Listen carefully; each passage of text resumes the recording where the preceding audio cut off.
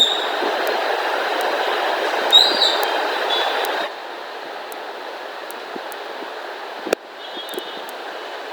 children,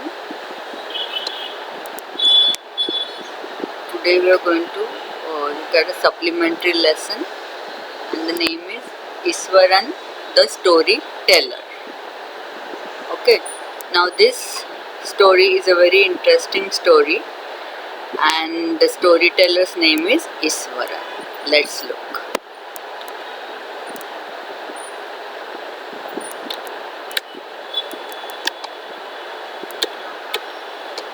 Wait a minute.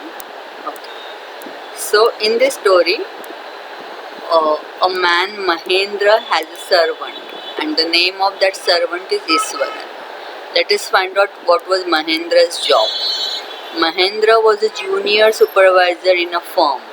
The firm offered to hire supervisors at construction sites, factories, bridges and dams. So these are the places where he had to go and work. Mahendra's job was to keep an eye on the activities at the work site. He had to go from one place to another. He was always on the move. He was a bachelor, he was not married. He could adjust himself to all conditions. So, Iswaran was his cook and he moved with Mahendra everywhere. Iswaran, Mahendra's amazing cook. Mahendra had a cook named Iswaran. Iswaran had an amazing capacity. He could produce vegetables and cooking things from nowhere. So he was a very fast person and he could arrange things. He could conjure up the most delicious dishes he could make. Most delicious dishes made with fresh vegetables within an hour or so.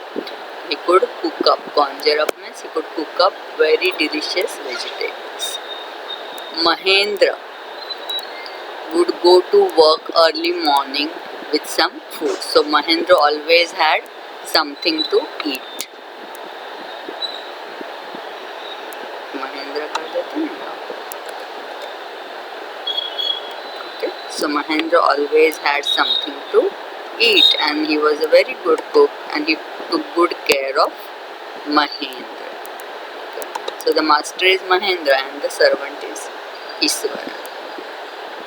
Iswaran's job was to look after Mahendra. So what all things he did after Mahendra's departure, means when Mahendra went to office, Iswaran would make up the shed. They were living in a temporary shed na, because they were always on the move. So that shed के जितने भी rooms थे, those he would make up. He would clean them. He would wash the clothes. He would take a bath praying. He always prayed. He used to read a Tamil thriller to doze off after lunch. After lunch, he went to sleep, and before that, he read a Tamil thriller storybook. He had a strange method of narrating stories. That is how he learned to narrate stories in a thrilling way. His stories had effect of a thriller. Iswaran's method of narrating stories we are going to see. Iswaran had a strange way of narrating even the smallest incidents. He would work up in suspense. He would add a surprising end. This was because he was very imaginative. Mahendra would listen to him uncritically. Uncritically means he would not discourage him. Iswaran narrates the story of a tusker. Tusker means elephant. One day Iswaran told the story of a tusker. Tusker, I already told you, elephant. A tusker escaped from a timber yard. Timber yard means where wood is sold. That is called wood is kept. So those area where the wood is stored, it is called timber yard. So there was a elephant over there, and they must be using him to move the wood. So he escaped from there, means he ran away. He roamed here and there. He tore up creepers and broke branches. Iswaran would get so affected with the story that he would jump about here and there. So while telling the story, he would jump and he would animate the story. The tusker creates panic among the people. Now this elephant which who had escaped, ran away. Because of that, there was panic among the people. People were afraid. Tusker reached a town. It smashed all the stalls of fruits, so he broke everything. People ran here and there. They wanted to save their lives.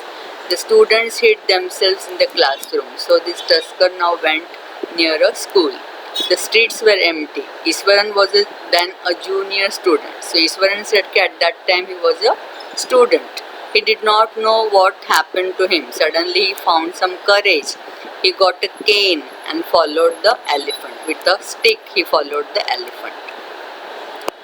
Iswaran concludes the story. He says the elephant grunted. He made an angry voice and stamped his feet. The people were hypnotized. Everybody was watching as the small student Iswaran went towards the elephant. Then Iswaran struck the elephant's toenail. He struck the elephant's toenail with the cane that he was having. It means the elephant shivered from head to foot and fell down. The effect of, pushing his toenail with the cane with a lot of force was such that he fell down. So maybe a nerve must have been affected. A veterinary doctor was called. When the elephant fell down, the veterinary doctor was called, and after 2 days, the Tusker was taken by the Mahout, means his master.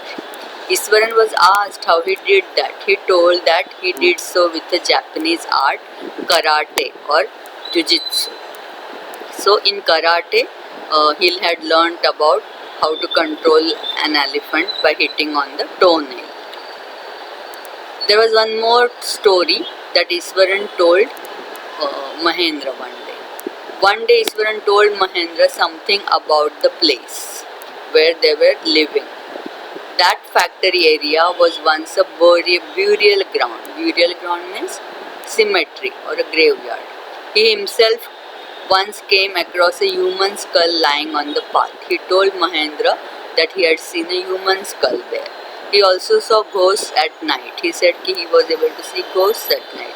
He was not frightened as he was brave. And there appeared a horrible ghost of a woman. It had matted hair, means unkempt hair, and dried up face. It was ugly. It held a fetus, means a small, very very small baby, unborn kind of baby in its arms. So that is the kind of ghost Iswaran had seen. Now how did Mahendra react? Mahendra's reaction. Hearing Iswaran, Mahendra shivered. He was completely shocked. He called Iswaran crazy. He told him that there were no ghosts. These were the product of mind. He asked Iswaran to get himself medically examined. So he was angry also. Mahendra then retired for the night. Mahendra was affected, but in his mind he was thinking about the ghost. From that time, Mahendra had unease every night. Every night he peered, means he looked into the darkness to see if there was any movement. He always liked to admire the sky on full moon nights, but now he was afraid. But after Iswaran's story, he avoided looking out of the window. That was how the story affected him. Okay. One day, then what happened? Mahendra sees a ghost. One night, Mahendra was awakened up from his sleep by a moan. There was somebody crying. It was near his window. He resisted to look out. He was actually afraid to look out. But the wailing became louder. The wailing became louder. He looked out. He saw a dark, cloudy form. It was clutching a bundle. He perspired and panted. He was afraid. So he could see a dark, cloudy form of the ghost, and that ghost was carrying a small baby. He perspired and panted, though he could not breathe properly. Later he thought that it might have been some trick of his subconscious mind. Later he thought because he was thinking of ghost, he was able to see the ghost. So next day, Mahendra was ready to go to office. The horror of the night had faded. Now he was okay. But Iswaran came to him and he told him about the ghost. he told Mahendra that he had seen him look at the ghost. He had also heard the moan the previous night, and he had come and he had seen Mahendra, and he had also seen the ghost. So he knew that Mahendra had seen the ghost. A chill went down Mahendra's body. So that was the reality. He went to the office next morning. He handed his papers. He was determined to leave the haunted place the very next day. So he left that place, and he was very much affected by Iswaran's story. That is how Iswaran told the story. Now we don't know whether the ghost was really there or not. Maybe it was just because of the thriller stories that Iswaran read. Okay, so this is Iswaran, the storyteller.